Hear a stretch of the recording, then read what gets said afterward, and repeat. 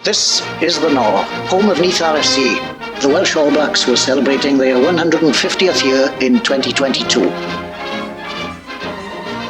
The Neath club was formed to play rugby football as early as October 1864, so Neath may actually be a little older than is generally thought. But 150 years ago, in 1872, the first recorded club game in Wales was played between Neath and Swansea, both sides claiming to have won.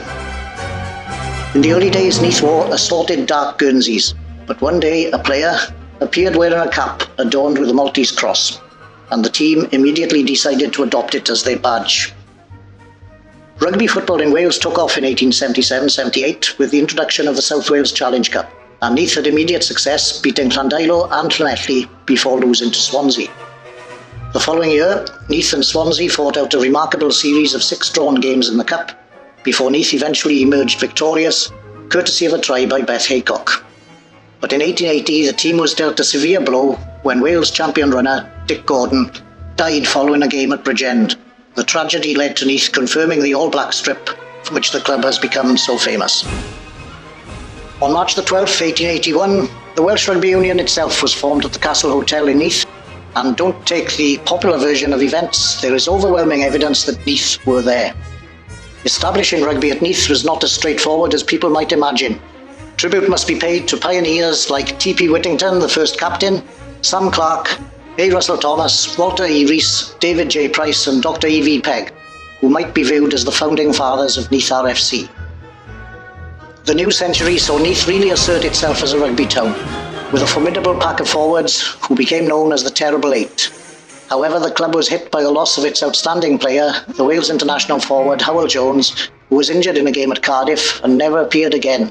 This second brush with tragedy earned Neath the nickname of the Mourners, and led by Hywel's brother Bill, Neath became nigh on invincible at the Knoll in the seasons leading up to the First World War. In 1908, forward R.K. Bob Green toured New Zealand with an Anglo-Welsh team, generally considered to be a Lions tour. And in 1909-10, the Mourners finally broke the established mould of Welsh rugby's so-called Big Four by winning the Welsh Championship. Frank Rees and his men did it again the following season for good measure. In 1912, a mighty battle with South Africa saw Neath, led by Fred David, narrowly beaten by 3 points to 8, but only amidst huge refereeing controversy. In 1914, the First World War halted the game, and 20 warriors who had played for Neath lost their lives, including the ex-international hooker Fred Perrott. When rugby resumed after the war, forward Glyn Stevens immediately became the first Neath player to captain Wales. 2 notable wins and a draw against the Barbarians followed, as Neath set about restoring their pre-war eminence. Another grand forward, Tom Evans, led the outstanding side of 28-29 to a 3rd Welsh Championship.